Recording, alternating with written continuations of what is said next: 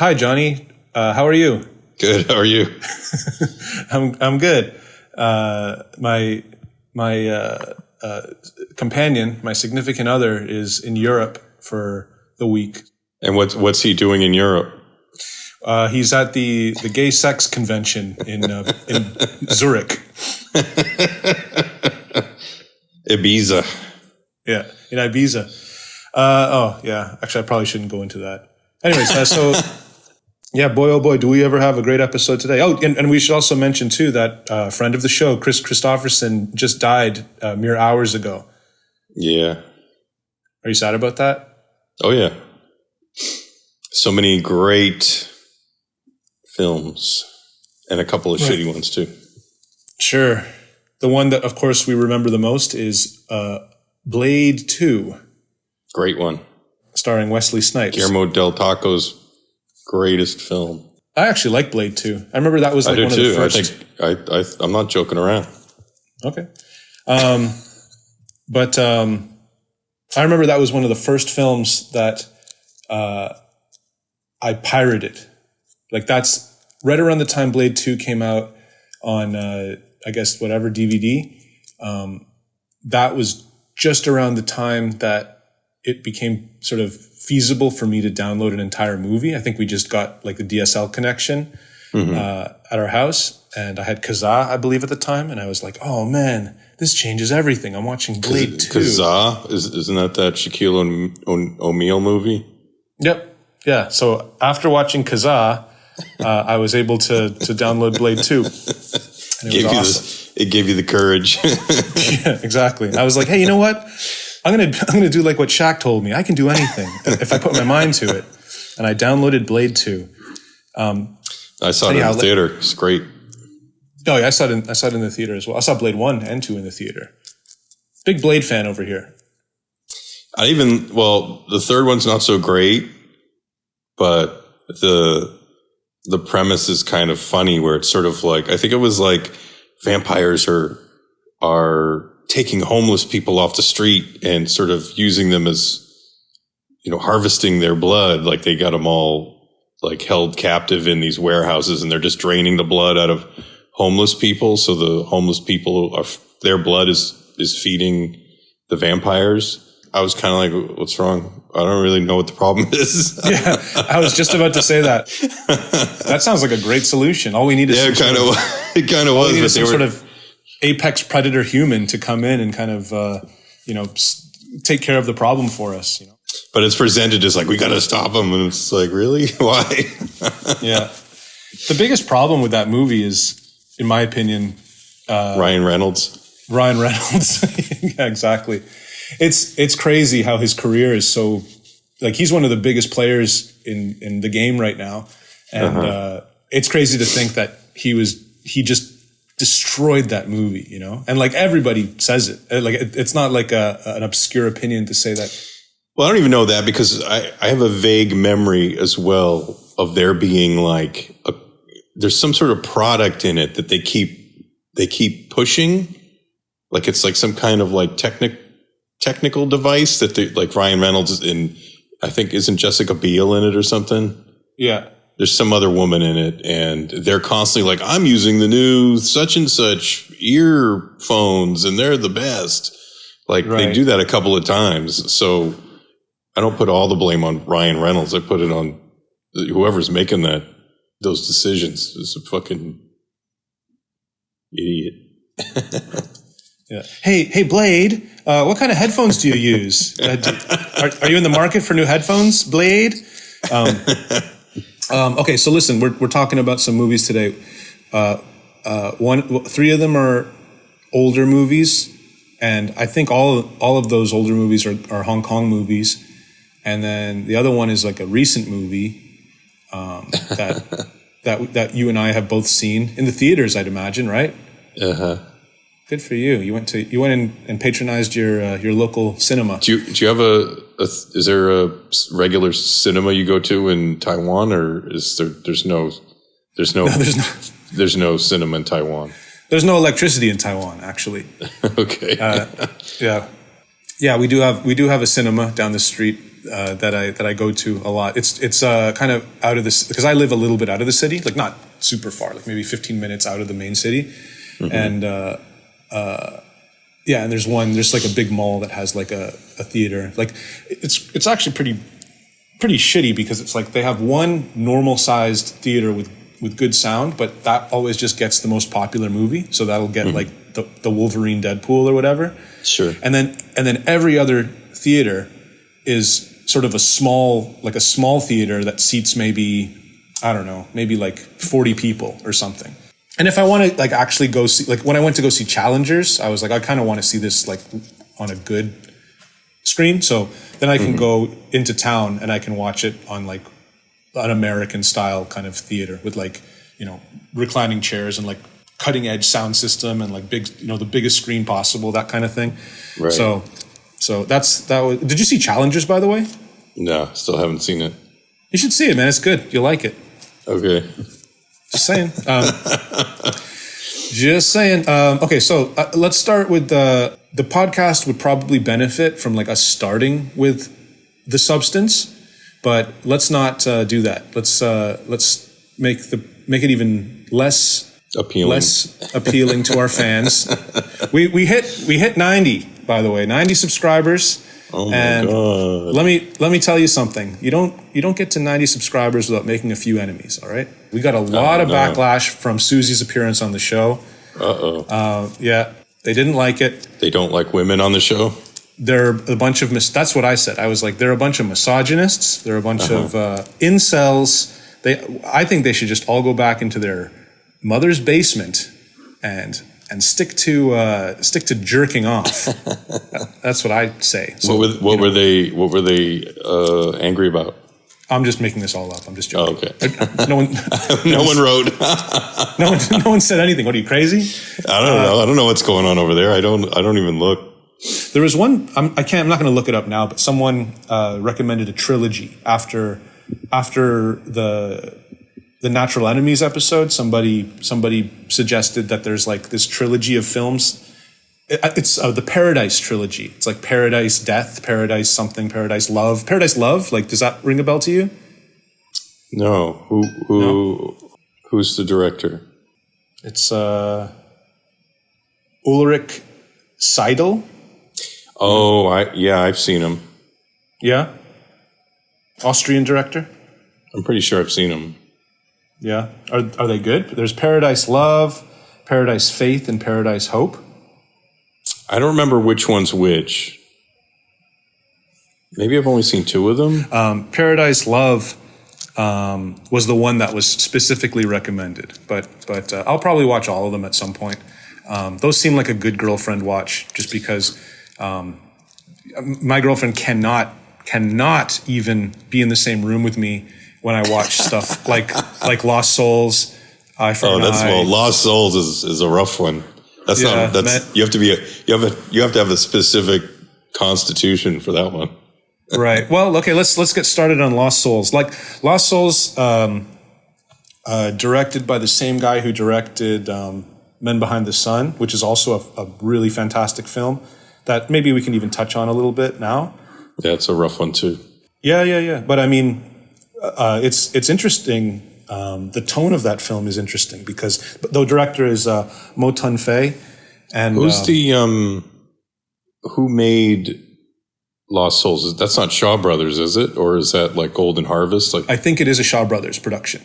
Because like towards the end, because I just saw another Shaw Brothers, like towards the end of the Shaw Brothers era, when the things started to, they started to fold.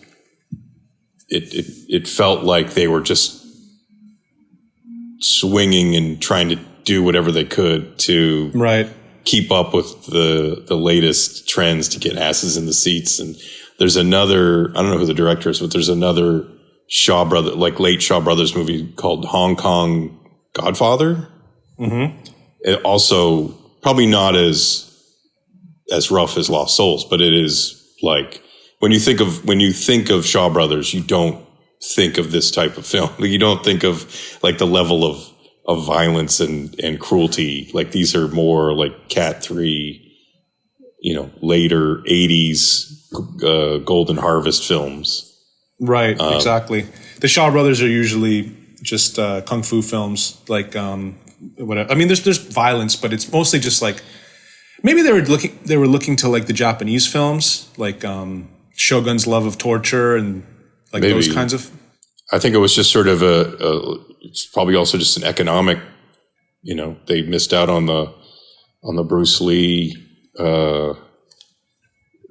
money train, and they were trying to do whatever they could to get people into the theater to watch their films. So they were just putting as much TNA in their films as possible. That's what I mean, though. Like, that's what I mean. They were looking at other films having success with that kind of shit. Right. This guy, Mo Tun Fei, the way that he films like naked people it's actually really, it made me think a lot. I mean, I mentioned this to you before. It made me think a lot of Goodbye Uncle Tom. That's a good comparison. Right. And it's just like, because it's just so completely shamelessly exploitational. It's just kind of like, like, look at their pubic hair. Here it is. Like, it's just sort of a waist down shot. Just like panning across, just showing everyone's genitals, and it's just like, holy fuck. And then, when they're getting undressed, like, he's okay, get a good shot of her ass right there, and it's very obviously made for like, a lurid kind of perspective. It's not. But also, like, unlike say the Italian sex and violence wave of films, like those either those Ilsa movies or any of those like women in prison Emmanuel movies, sure. Which it's all women. Like, it's all in those films. It's all women doing stuff, and women nude and getting sexually abused or whatever. In Lost Souls, it's everybody. Yeah, like it's just like it's just like men, it's women, it's just like children too. He doesn't give a shit. Yeah, I mean there are children that are stripped naked and violated. Well, I mean, you don't see them get raped, but you definitely see them get like beaten.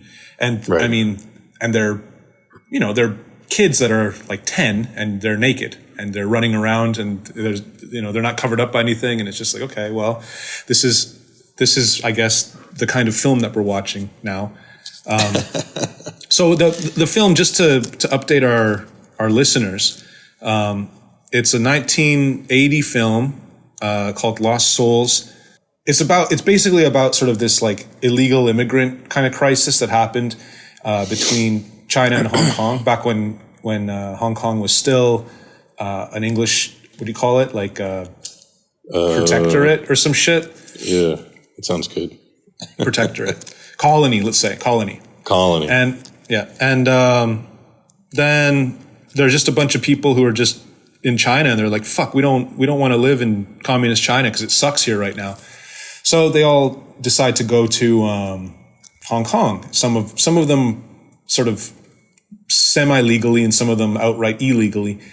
Some of them have relatives that live in Hong Kong and they can call them to say like, or they can go live with them.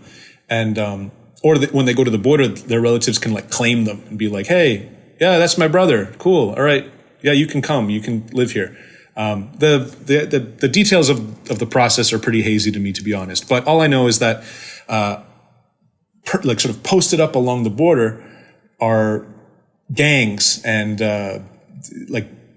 no good nicks who will capture people, keep them in cages, and then use those telephone numbers to extort these relatives out of money. So it's like, ring, ring. Hey, guess what? I have your brother here at the border, but it's going to cost you $15,000 to get them.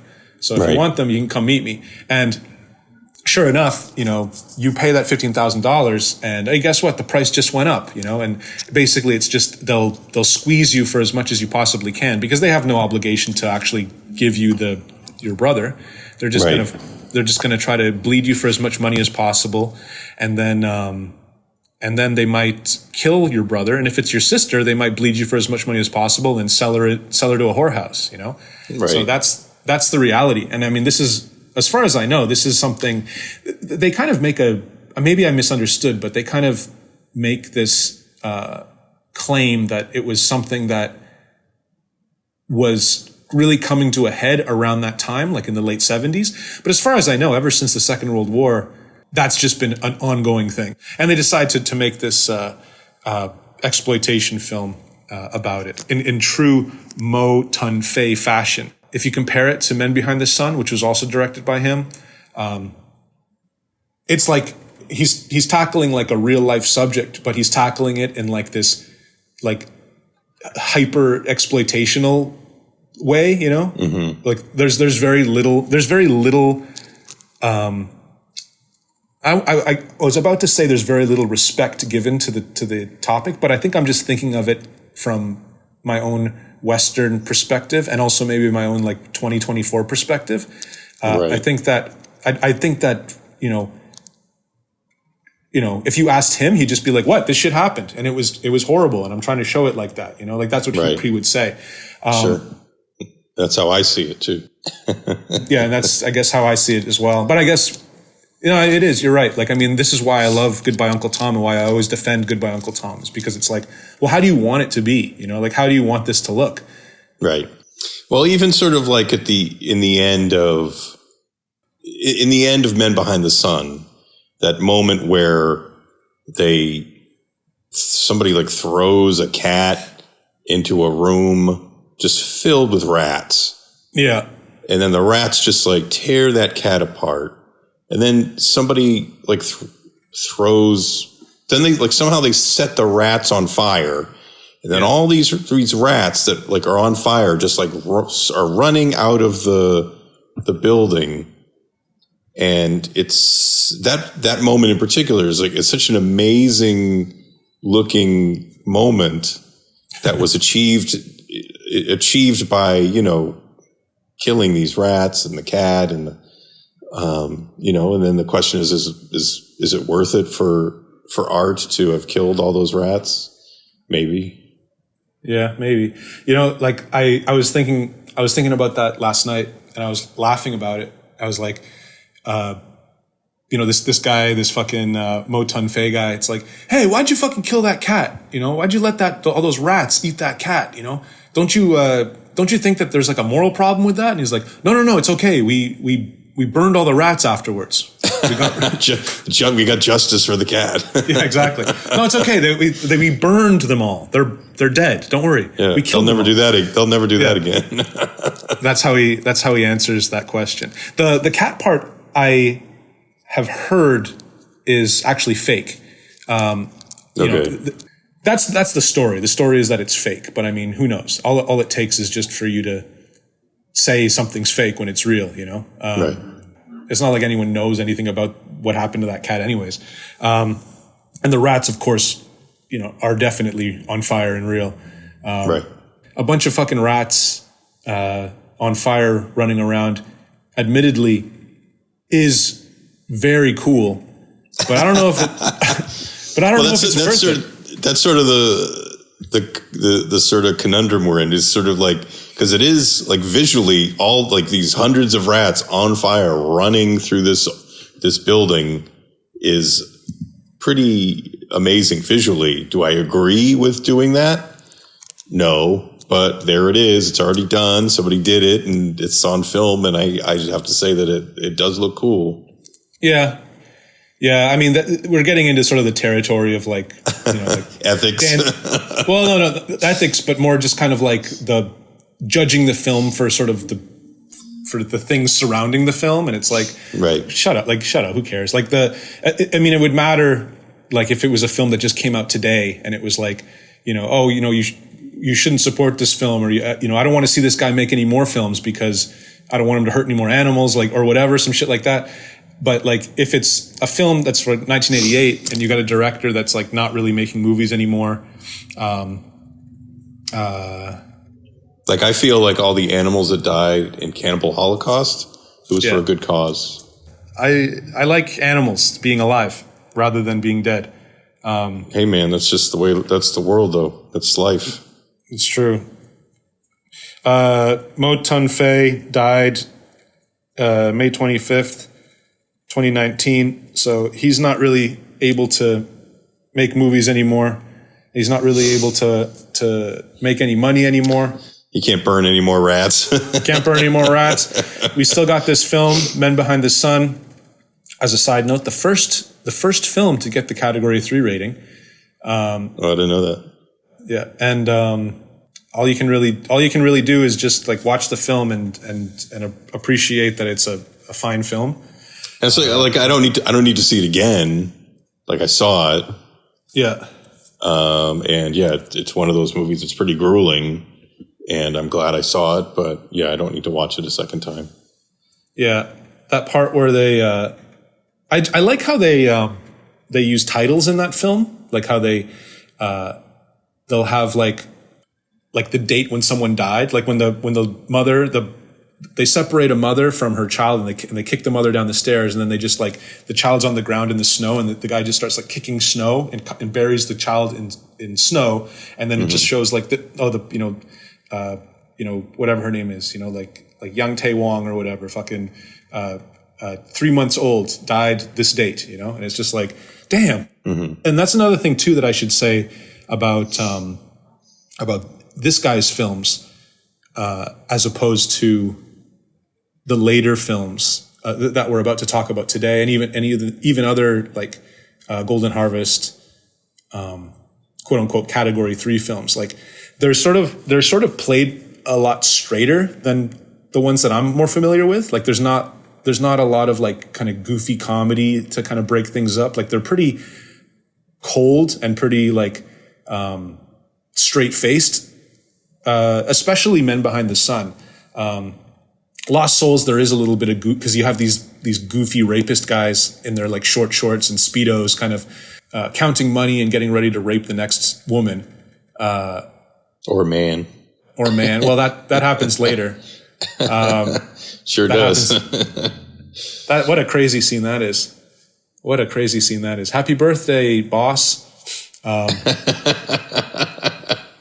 They give a young man, maybe like a 20-year-old man, as a birthday present to rape to their boss, and they just have him like kind of tied to a chair with his ass up in the air, and it's just like he can't do anything about it. He can't escape or anything, and this old gross guy just fucking lubes him up and fucks him, and it's just like, you're there and you watch the whole damn thing.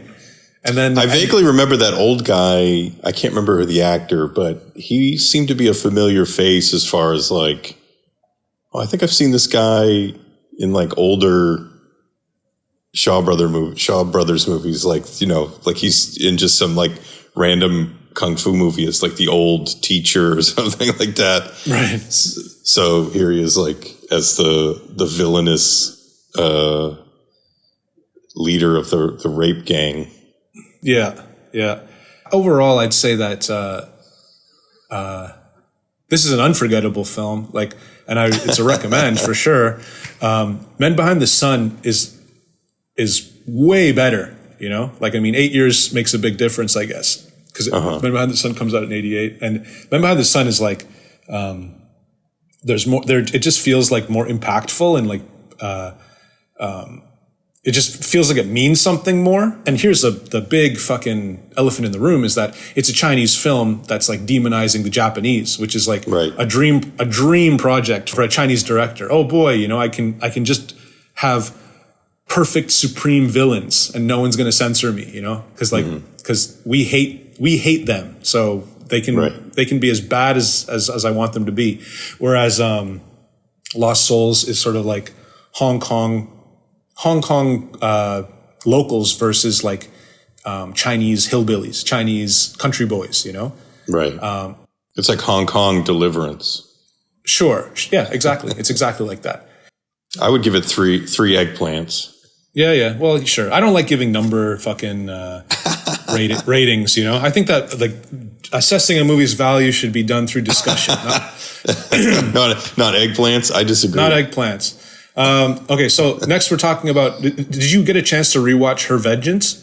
No. So okay. If you talk about it, I don't know if I'm going to be able to contribute because it's been like 20 years since I've watched it. So okay. I don't know how much I can contribute.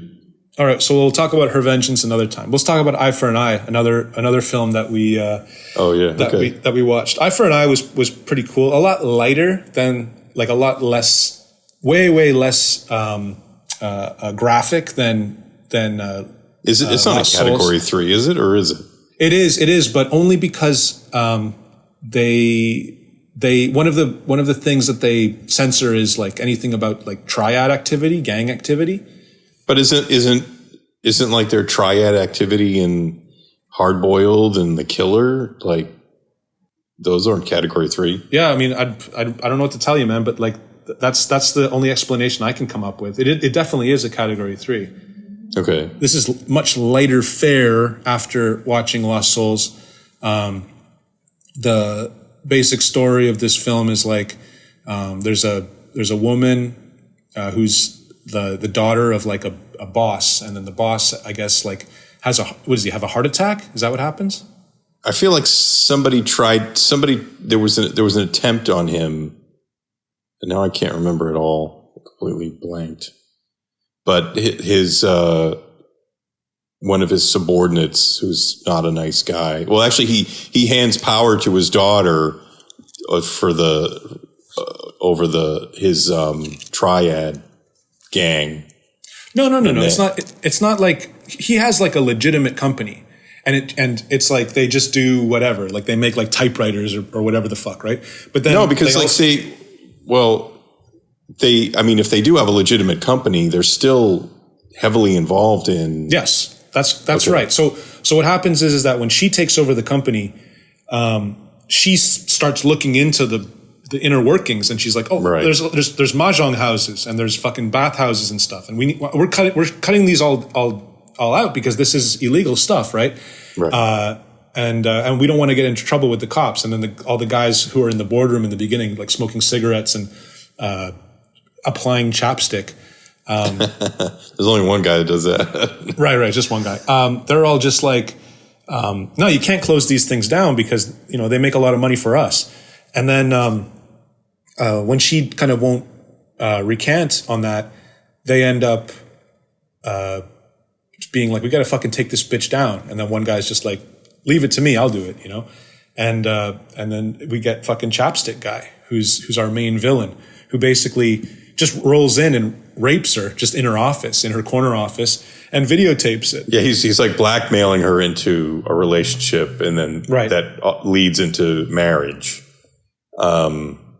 So she's completely cowed, and this Chapstick Guy who raped her and all that stuff, like he takes over her dad's business while he's still in the hospital. Right. Refresh me. What did he use to blackmail her? How did he blackmail her? Wasn't it like the videotape of her having sex? Like, wasn't that like part of it? Because he definitely has something over her, because she totally does not want to be in the relationship with him, but is forced into it. And also there's a secondary plot of her in a love triangle with two cops. Right. And that ruins those relationships that her love affair with the cop, and the fact that she's now with this bad guy, and that causes serious conflict, and she won't reveal like what's going on to the cop because she wants to bear the burden all by herself, because she doesn't want her friends to get hurt. Mm-hmm. One of my favorite scene. Well, there's also like this other character who's like kind of like an enforcer. Like he's this dude who, works for Chapstick Guy, and he carries out hits for him, or he goes in and starts big fucking kerfuffles at the fucking restaurant. But there's this part where he goes and puts a garbage bag over a guy's head, and starts like shanking him like with the garbage bag over his head, and then the guy falls to the ground. He spits out his fucking binlong, his fucking beetle nut, and then he turns to walk away, and this guy pops up and rips open the fucking garbage bag and attacks him. That was great. I loved it, man. everything about that scene. That's my favorite part of the whole movie, actually. And it's kind of a minor scene. And then he busts his head through the window, and then some guy comes up behind him and cuts his throat, and then he's dead for good. There's that. Well, I think wasn't that the chapstick guy, and that's why the enforcer guy is now like, I'm your servant forever because you saved my life. Right. Overall, like it's not. It's a bit lacking in the violence department. Like you can tell, like the violence is sort of secondary. It definitely takes a while to get going. Yeah. I did like the big brawl at the restaurant at the end. I thought that was pretty good. And yeah, there are some really good. There is some good violence in it, but I agree that it's lacking something, and I'm wondering if it's just that you don't get there's no like Chow Yun Fat in it. There's no Andy Lau in it. Like there's no like really strong male hero lead in it. Yeah. And Joey Wong is fairly docile through the whole thing. It isn't until like the last, 2 minutes where she finally, gets that whole plot together and then kills the chapstick guy. But for most of the movie, you're just kind of left like wondering, like, when is she going to do something? The cop that buys her the fossils, I think his name is Max Mock. He's like, he doesn't have that charisma. Like but I mean, I do like the scene where he goes into the bar and starts shooting it up, and then that is great. That fall from the parking garage where he breaks his back is pretty amazing. There seems like there's a lot to talk about, but just sort of these movies where like everything's very clearly defined. It's like, what do you talk about? You just talk about kind of like. Well, I also find that like when we agree on a movie, there's a lot less to less to discuss. Okay, well then we should talk about. So let's pretend that I like this movie and you hate it. No. Okay, we should probably talk about the substance now. This is a very new thing for us. We're talking about I guess we're talking about Rebel Ridge, but that doesn't really count because it's just a Netflix movie. But this is like a contemporary movie, The Substance, starring Demi Moore and Margot Qualley, I believe her name is. So yeah, I don't know. I thought that this was like a pretty fucking good movie, and I found it to be engaging in a way and immersive in a way that that is rare for me. I think Challengers was like that too. Like you're just like, okay, I'm my phone's down. I'm watching this movie, giving it 100% of my attention, not because, not for any other reason other than like I want to, because I feel like it deserves it. But then I also feel like it kind of doesn't stick the landing at the end. And yeah, for like the first 2/3, I'm totally with The Substance. Thought it was great. And then at the end, I mean, we pretty much agree on this. Like it feels like it just gets clumsy and silly. I thought it was okay. I liked it, but I was also, like you said, I felt like it does feel like at the end, like it gets a little bit more and more silly, and I felt like she could have taken about 40 minutes out of it, and it would have been a nice tight little film. But I felt like it just, there came a point where I was like, that moment when you're watching a movie and you're like, all right, this is the big finale, like this is the end. But then it just keeps going for like another 30 minutes and you're just like, wait, what? Like I thought that was the end. It's still going. And then like every time there was some sort of transformation, I thought like, well, this is it. And then it would just keep going. And then it almost got to the point where at the end, where like there's nothing left but her face, and then it like starts crawling down the sidewalk to her Hollywood star. And then that's sort of like, I think the final shot. But then I was like thinking like, well, you know, like if her eyeballs had popped out of her head and started walking down the street, like I thought like that wouldn't have been out of the realm of possibility with this movie, because it just like it felt like it was not going to stop. Like it just was going to keep going. Right. I mean, the story parallel, like the closest film that I can think of in terms of just the story, not necessarily like the style or whatever, is Death Becomes Her. Do you remember that movie? I never saw that. Yeah. I remember it, but I never saw it. But I was actually thinking of a couple other films. One is, I never read the book, but there's the Picture of Dorian Gray. Right. But I saw the movie. Sure. And then there's the John Frankenheimer movie Seconds. Have you ever seen that one? Yep. That actually has the, what's her name? The Coralie Fargat or whatever her name is, the director of The Substance, cites that as a clear influence. And yeah, I have seen Seconds. I think that's a great movie. And then I was also thinking of Cinderella as well. Just sort of like, you know, you have to, you know, you're putting on this beautiful face and gown, and then you run to the ball, and then you're having fun, and then you have to, you know, at midnight you have to run back home and you know, return to your shitty life. I'm sure there's like probably 1,000 other fairy tales of, you know, that kind of thing. Cinderella's probably the closest one. Yeah, maybe. You should see Death Becomes Her. I think it's a great movie. It's like, it's a comedy, but it's like, it's fun. Like it's got Meryl Streep, Goldie Hawn, and Bruce Willis. And it's about this potion that makes you young again. It makes the women young again. And then, but the other thing is that it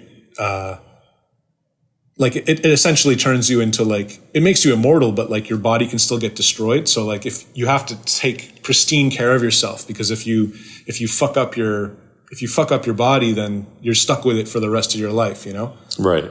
Kind of feels like Beetlejuicy kind of, like it just in sort of the tone. This sort of like modern kind of supernatural comedy kind of thing. But anyways, with The Substance, the most interesting part of the story for The Substance is like how it's Demi Moore, but then when she creates the other part of her, the Margot Qualley, whatever, like sort of variant of herself. Sue is the name of the fucking right, the thing. So we'll say Sue. So now Demi Moore's fucking mind is inside Sue, right? And then she's off and she's doing stuff for a week, and then when she comes back home and she transfers her mind back to Demi Moore, Demi Moore doesn't have any memory of what Margot Qualley did, of what Sue did, right? So see, that's interesting, because like I was just having a conversation with our last special guest that we had on the show last time about that very subject, about memory, and like what does one remember what's going on with the other? And I was kind of like, well, I think so, because when she goes to get that job, like the younger version, the younger variant goes back to get the exercise job. It's not like she knows who Dennis Quaid is. She knows what she's doing. Yeah. There's a sense that she must remember working here and and she's trying to get her job back, and then also the fact that Demi Moore can't stop. Like she cannot stop the process. She doesn't want to give up this younger variant of herself, even though it's literally killing her. That also tells me that she must be at least having some kind of emotional memory of what's going on with the younger version of herself. Otherwise, what's the point? Right. Like there has to be some kind of connection. To your first point, it's like an offshoot. It's like like imagine, okay, so it's just like one from the time that Demi Moore's character is born, she has one stream of memories. But then like when they take the fucking the substance, it splits off into two. And now like what Sue does is all of Demi Moore's memories up to that point, and then she starts making her own memories, and then Demi Moore goes off in the other direction. So it's like from the point of origin, the point of taking that substance, they're basically like exactly the same person. But as more time goes on, they're developing their own respective memories, and they're becoming like their own people. Like as months go by, it's like, you know, imagine who you would be if like, you know, if they took Johnny and they split him in two and they put one in like Japan and he lived there for a year, and then you brought them back together and kind of like, you know, that's the idea, right? Sure, but then like, how do we answer the question of then what is like, if like I was in that situation and my variant was off having fun, and then, you know, every 7 days would come back and then get back, you know, and then I was myself again. And then I remembered nothing of what their experience was. I don't even know what they've done or what they're doing or what's going on. Why would I continue? Yeah, to your second point, I don't know. The first thing I think is that's why I feel like there has to be some kind of memory. She has to have some kind of connection with this other thing to be able to appreciate what this experience is. And the fact that she just cannot let go to the point of like letting herself die tells me that she must feel something. Like right. She must be experiencing what the younger variant is experiencing on some level. Yeah, maybe it is on some level, but like not so much that the other variant can't develop into their own individual person. You know what I mean? Because the other thing I was thinking of, like the movie itself is fairly cartoony. Like right. Everybody in it is sort of is a caricature. Like Dennis Quaid is just a huge fucking caricature of like Mr. Hollywood TV guy, just like sleazy, disgusting, loud, obnoxious. And Demi Moore is just like, you know, caricature of an older actress who, you know, is very narcissistic and vain and obsessed with her looks and her body. And, you know, yeah, just everybody, the way they act. And I feel like that is actually to the benefit of the story, because if you really like what we're doing now, like getting into the weeds of like, well, what does she remember and the memory here, and who does this do? Like, what happens if this, like the fact that she's not getting into those details in the same way that, like, if this movie was made by David Cronenberg, you know, like he would probably be getting into the science of like how this could actually work. Right. Here she keeps it very vague, which, you know, is I think important, because that makes the movie work. If you get too deep into the weeds of the science of what's going on and not sort of accept this as just kind of like fantasy science, you're just going to run into trouble. Yeah, but I mean, I don't think you need to sort of invoke the, you know, the nuts and bolts of the science, just to say, what the substance does is it creates, like, it splits you into two, and then at that point you go off and be your own. This person goes off to be their own person, and this person goes off to be their own person. But the other thing is too, is that like, and this is the point where I felt like things were kind of going a little off the rails. And that's when, Demi Moore is now like the bald hunchback, and she revives after trying to terminate the clone or the variant. She changes her mind and brings it back to life. And then they have like this crazy kind of like brawl. superhero brawl in the apartment. And I was kind of like, this probably would have been a very, like, I feel like if David Cronenberg was doing this movie, this would be a moment where like they had a conversation and they were sort of like asking each other questions about like, well, what do you know? Like, what do you remember? Do you know who I am? Like, do you remember who I am? Do you realize what you're doing to me? Like, how does this, like, how do you feel about like having sort of some kind of intellectual exchange with the variant probably would have been worthwhile, but they don't do that. They have just a crazy Deadpool Wolverine fight, right? Where they're like flying across the room and all this kind of stuff. My favorite part of the film was actually the part where she meets this kind of like schlubby bald guy while she's out on the town earlier in the film. And he's like, oh, remember we used to go to high school together? And she's like, oh, yeah, I don't really remember. And then she takes his card or his number or something.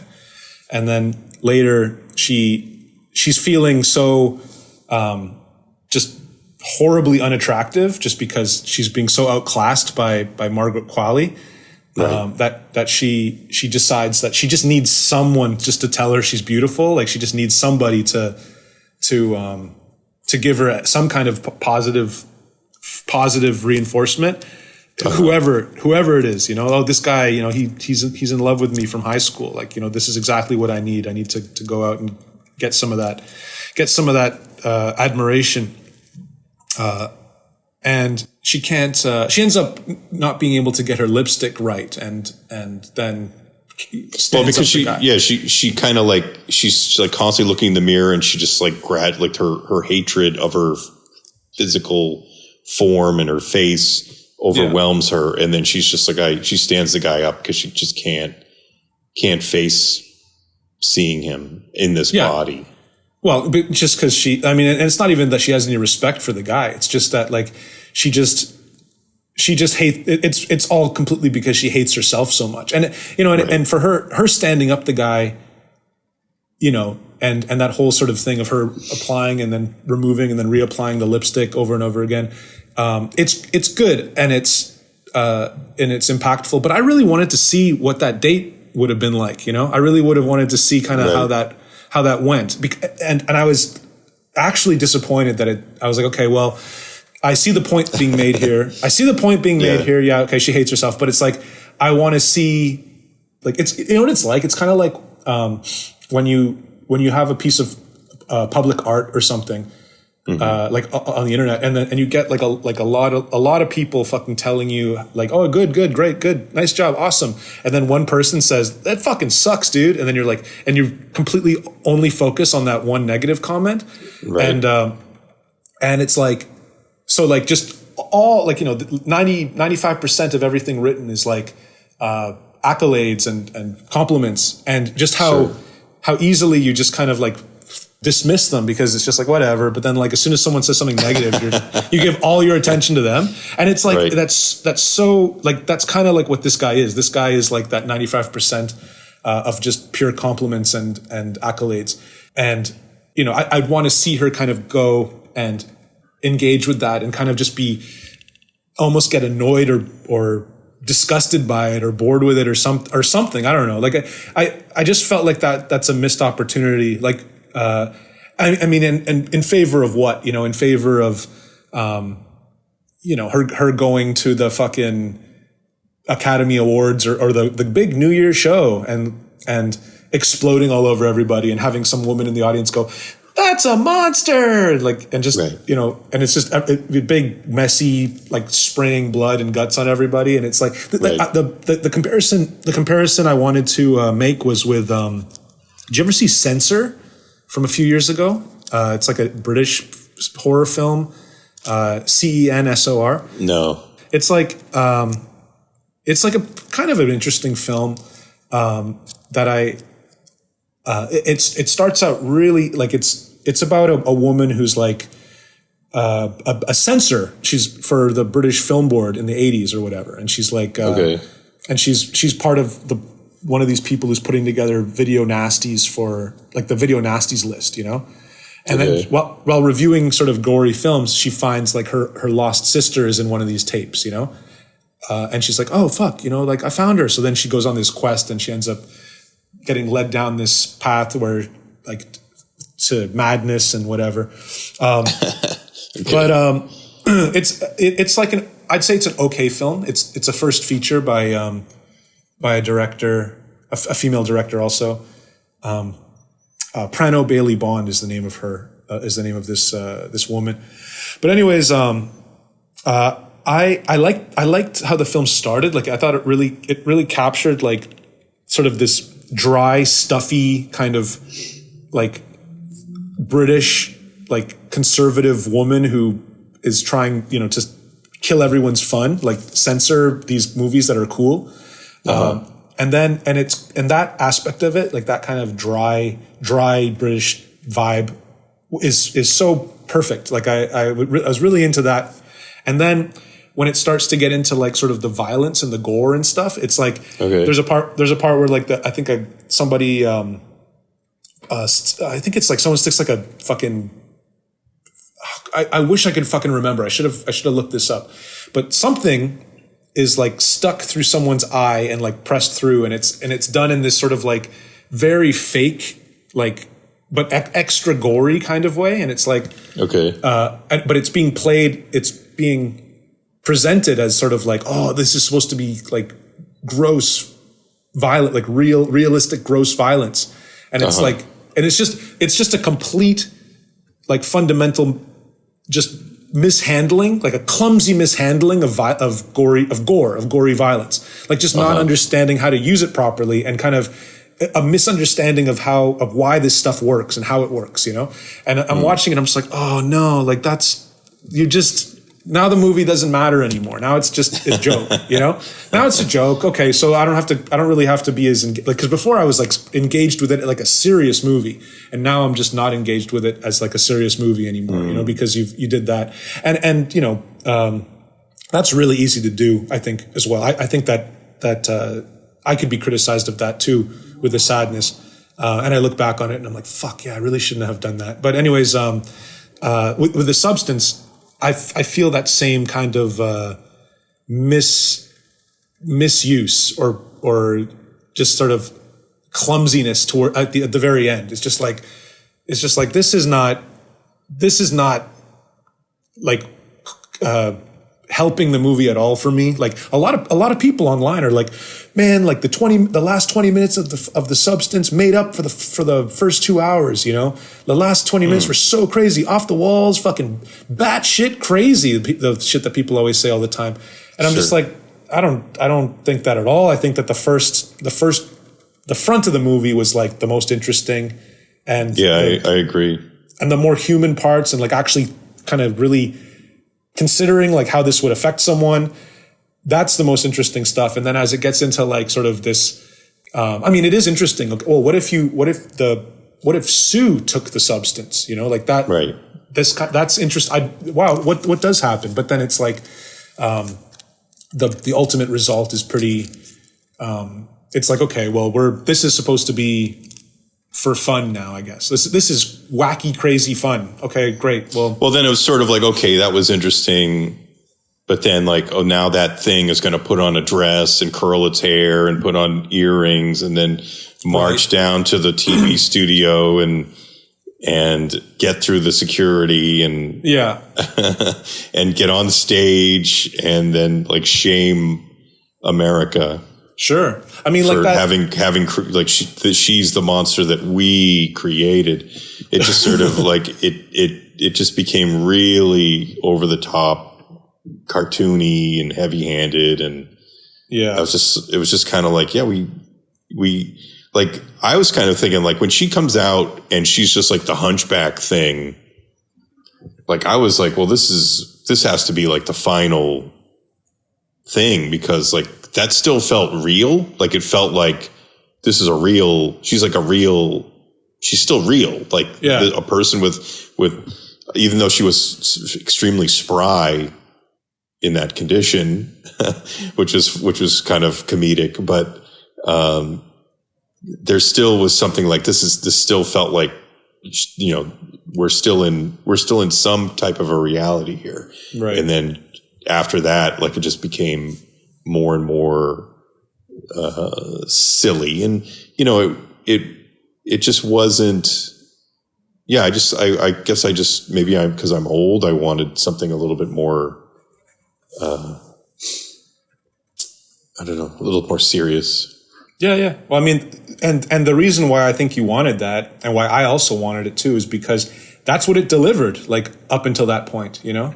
And then it just kind of like, it's kind of like someone who does a really good job telling you, like you're drinking with your friend, and you're sitting at a bar and you're drinking and you're having a good time, and they're telling good stories and you're laughing, and then they're seeing that they're kind of killing, oh damn, I'm doing such a good job telling stories. And then, and then finally at the end, kind of like, all right, well, if you guys loved all those ones, how about this one? And then they tell one that just bombs. And it's just, and the reason why it bombs is because it just reeks of try hardness and effort, and it's like, it was so effortless before. And so was sincere before, and now it's just like, it feels like you're trying to give me what I want.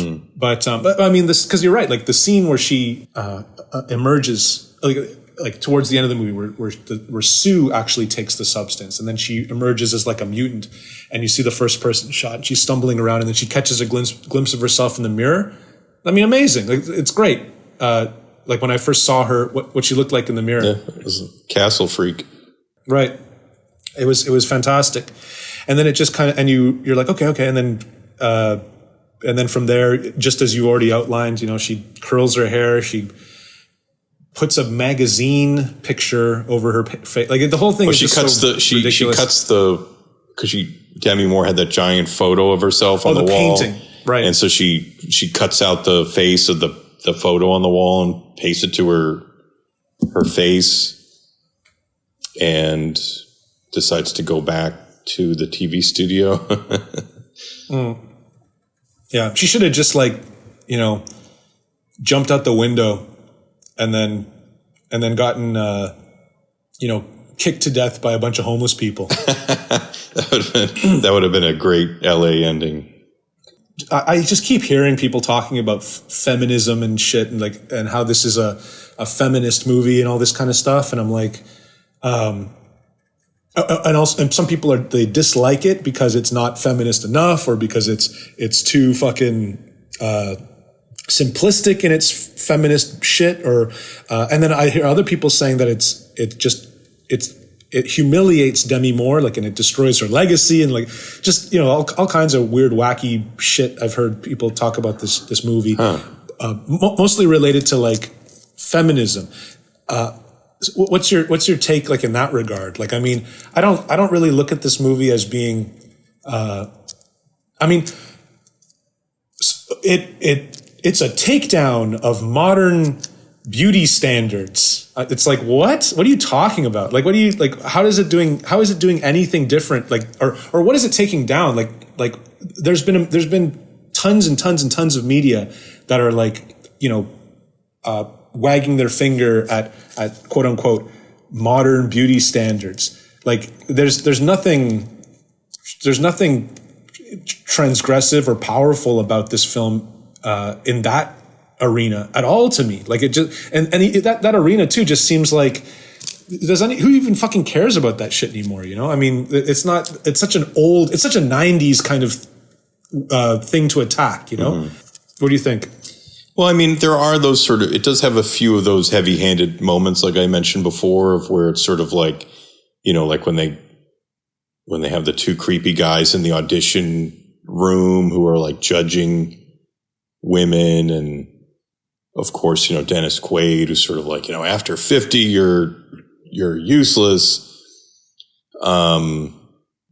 But so, I mean, there is clearly that message, but at the same time, it's it's been a long, I haven't seen a movie that indulges in beauty standards more than this film in a long time. These glory shots of Margaret Qualley's tits and ass and amazing tits and amazing ass. And exercising, gyrating body and her face, and just constant you know, just the camera's like making love to her, and so it's like one of those types of movies where it's sort of like beauty standards are wrong, but well, check out these beautiful faces and tits and asses. Well, that's the thing, right? Because like I don't take that as sort of focusing on beauty standards. I just take that as focusing on the body. Right. Like the movie is so completely preoccupied with just like the human body. And in fact, I wish that it kind of went further, like, and a way that it could, I mean, this is absolutely impossible, but like the way that it could have gone further, is if it crossed into the realm of sex a bit more, you know, and then sort of, and we saw sort of what it was like for her to have sex. Right. Or you know, a way to do it is not have it be TV exercise show, have it be porn. She's a porn star, you know? Yeah, that would have been interesting. Yeah, but then the thing is, the other interesting thing too is that like Demi Moore actually looks pretty good for somebody who's like, what is she, like 60, 65? Like, how old is Demi Moore? Early 60, 61 or 2, I think. Okay. Yeah, she looks fucking great for, you know, being in her 60s. So, you know, and I actually think like this is probably one of the more interesting things she's ever done in her life. Like what's another good Demi Moore movie? Blame It on Rio? Ghost with Patrick Swayze. Yeah. Hey, what else? A few good men. Come on. Sure. Indecent Proposal. I don't think I've ever saw that one. Yeah, I haven't either, actually. I don't really know. Yeah, I mean, like, Seventh Sign. Striptease. Oh, yeah. Fucking, that was terrible. With fucking Burt Reynolds. Yeah, it was. That wasn't good. Yeah, I can't really think, honestly. So, yeah, I mean, in my opinion, like, I think this might be her greatest achievement. Sure. And yeah, also, like, when you see, especially somebody of, like, you know, her fame, to put herself in this type of movie where she's having to be naked and putting on, like, this crazy prosthetic shit, and it's impressive. Yeah, that's true. I'm looking at Demi Moore films right now. She really doesn't have anything that I really love at all. Yeah, see? You know? That's what I'm saying. Like this... Seventh Sign. Seventh Sign was pretty good. I remember liking it. That was a long time ago. Did you know that it was her ass on the cover of I Spit on Your Grave, the poster, but she's not in the movie? Oh, no, I didn't know that. Yeah, it's her. I Blame It on Rio was a good one, too. Those are two good movies. The Scarlet Letter. Oh, Did you see The Scarlet Letter? Yeah, it was terrible. I never saw it. St. Elmo's Fire. That's not a bad movie. Yeah. Okay. Anyways, yeah. So Demi Moore fucking sucks, and this is the best thing that she's ever done. That's what we're saying here. I think that The Substance is less a movie about like a takedown of the fucking, you know, beauty industry or whatever the fuck, and I think it's more like it's more about like revealing that like no one could hate a woman more than she hates herself, you know, if given the right circumstances. Well, also, like everybody, we all hate getting old. We hate old people. We hate thinking of like that we're going to die. So I don't think it's just like a woman's issue. I think it's just a human issue. Okay, that's fair. I was going to say because when you think about it, like the guy that slips her the note that says like, here, you know, you need to try. That's a guy that's like telling her to try this. It, you know, changed my life. It's not a woman. It's not another woman. Is it a guy who slips her the note? It's a guy at the hospital. Remember, there's the doctor who's sort of like, oh, my wife loves you. And then like the other like doctor dude is like a real good looking younger guy. And he's like hanging around, and he's got the bruise on his hand. And then she meets him again later at the restaurant. In his old version, or maybe I stepped out or something. I don't know why I don't remember this, but I thought it was like a trans thing where it's like you're projecting. I thought it was like the a woman slipped her the note, and then later when we meet them later, it's a man, like he was a man, but he spit out a woman or some shit. I forget. It was a beautiful man, beautiful, pristine, cultish man. I was going to say that, like, okay, I get what you're saying, and I kind of agree with what you're saying as well, is that it's a human thing, not really a woman thing. But just in the context of this, it's like, what the substance does is it gives this woman, it doesn't give this woman a new lease on life. What it does is it gives her an opportunity to go to war with herself. Mm-hmm. And that really is what the story is, and it's just about, like, doing what all great, body horror does, is taking kind of like an abstract idea and giving physicality to it, and actually, and that's what this movie does. That's why I think it is a very successful body horror, in terms of concept. I think it's a good movie. I think it's way better than most of the shit that you'll see in a theater, but it's just really unfortunate that the ending gets, silly, and a lot of people are going to like that, but those are the kind of people who don't watch the kind of stuff that we watch very often, you know what I mean? So, like, they're going to be like, this is amazing, and it's like, well, just, if you had a little bit more of a understanding of this kind of stuff and a little more of a taste for it, you wouldn't be so amazed by it. Right. I'm glad you liked it. I'm glad you had a good time. That's a positive note to end on. Yep, that's it. I give it 3 eggplants. Yeah, I don't subscribe to the rating system. Oh, okay. I do the Siskel and Ebert. I either say recommend or don't recommend. I recommend the fucking. But I think people are tuning in to hear our eggplants, so that's our hook. People have already done the thumbs up and the I recommend and the 4 stars, but this is the only movie podcast that has eggplants in it. All right. Well, the way mine's binary. It's no eggplants or 1 eggplant. So I give it 1 eggplant. Okay. Give it 1 eggplant up. 1 eggplant up. Exactly. Okay, great. Well, I guess that pretty much covers it. I gotta watch Her Vengeance too. Yeah. Striptease, G.I. Jane, A Few Good Men. Yeah, of course you gotta watch Her Vengeance. That movie, I wish we could have talked. I had a lot to say about that movie, actually, but it's all good. You watched it too late. I didn't have time to prepare.